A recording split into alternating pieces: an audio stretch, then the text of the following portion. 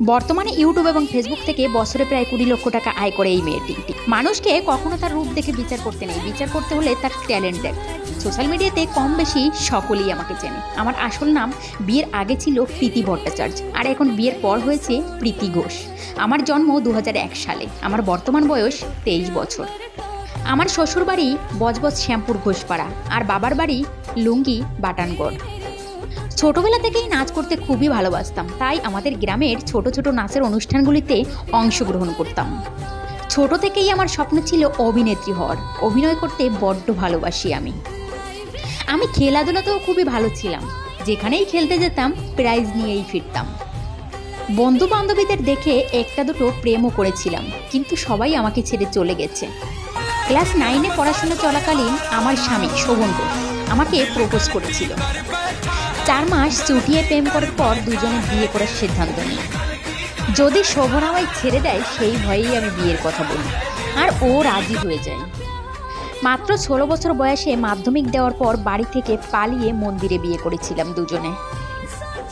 আমার স্বামী শোভন একটি জুট মিলে মেকানিকের কাজ করেছে, খুব সামান্য বেতনে।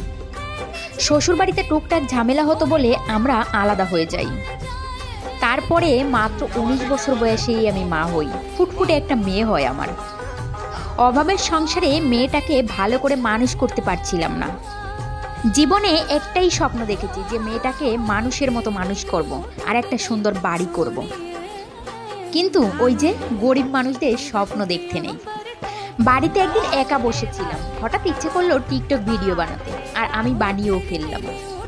তারপর টিকটক আইডিতে আমার 4 লক্ষ ফলোয়ার্সও হয়ে গেল। কিন্তু হঠাৎ একদিন সেই টিকটক বন্ধ হয়ে যায়। টিকটক বন্ধ হয়ে যাওয়ার পরে আমি ইউটিউবে ভিডিও করি। যেহেতু টিকটকে আমার একটা পরিচয় ছিল, তাই ইউটিউবে আমি খুব তাড়াতাড়ি সফলতা পেয়ে যাই। ভিডিও করার জন্য শ্বশুরবাড়ি থেকে একদমই সাপোর্ট পাইনি আমি, কারণ তারা একটু ব্যাকডেটেড। তারা ভিডিও বলতে বোঝে যে ভিডিও ছাড়লে তাদের বাড়ির বউকে সবাই দেখবে, এর জন্য সবার একটু আপত্তি ছিল। এরপর আমি সবাইকে বোঝাই যে ভিডিও করলে টাকা পাওয়া যায়, যে টাকাতে আমরা সংসারটা ভালোভাবে চালাতে পারবো এবং ভালোভাবে বাঁচতে পারবো। তখন একটু সাপোর্ট করে সবাই। কিন্তু আমার স্বামীর দিক থেকে আমি ফুলফল সাপোর্ট পেয়েছি, কারণ ও সবসময় আমার পাশে থেকেছে, সবসময় আমাকে উৎসাহ দিয়েছে ভিডিও করার ব্যাপারে। আমার স্বামীর মতো স্বামী পাওয়া সত্যিই খুব ভাগ্যের ব্যাপার, কারণ ও আমাকে খুবই ভালোবাসে, আমাকে খুব সাপোর্ট করে।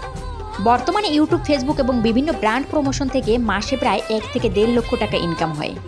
সেই টাকা দিয়ে আমার মনের মতো করে সুন্দর করে বাড়ি তৈরি করেছি এবং মেয়েটাকেও ভালোভাবে মানুষ করছি। মাঝে মাঝে নিজেকে একটা ছোটোখাটো সেলিব্রিটি বলেও মনে হয়, কারণ যখন আমরা বাইরে বেরোই তখন আমার কোনো একটা ইউটিউব ফ্যামিলি মেম্বারের সঙ্গে দেখা হয়ে যায়। তারা যখন আমাকে কাছে এসে জড়িয়ে ধরে সেলফি নেয়, প্রচুর গল্প করে, সেই অনুভূতিটা সত্যি কাউকে বোঝানো যায় না। ছোটবেলা থেকে শুনে আসছি আমার মধ্যে কোনো গুণ নেই, না রূপে, না গুণে, না কাজে, না কর্মে। কিন্তু এখন এত মানুষের ভালোবাসা পেয়ে মনে হয় যে আমার মধ্যে অনেক প্রতিভা আছে। মানুষের ভালোবাসাটাকে আমি অর্জন করতে পেরেছি। খুব কষ্ট পাই তখন যখন আমাকে নিয়ে রোস্ট করে, কিন্তু সেখানে বাজে ভাষা ব্যবহার করে। তবে বর্তমানে ভালোই লাগে। রোস্ট কিছু বিশেষ মানুষের জন্যই হয়, আমার কিছু যায় আসে না তাতে। এতদিন যারা অবহেলা করেছিল, দেখতে খারাপ ছিলাম বলে, গরিব ছিলাম বলে পাত্তা দিত না, আজ তারাই আমার সঙ্গে সেলফি নিতে আসে। আজ সোশ্যাল মিডিয়া আর তোমাদের সাপোর্টে ও ভালোবাসায় আমার নিজের একটা পরিচয় হয়েছে। রূপ নয়, চেহারা নয়, কষ্ট করলে জীবনে সবাই সফলতা পাবে।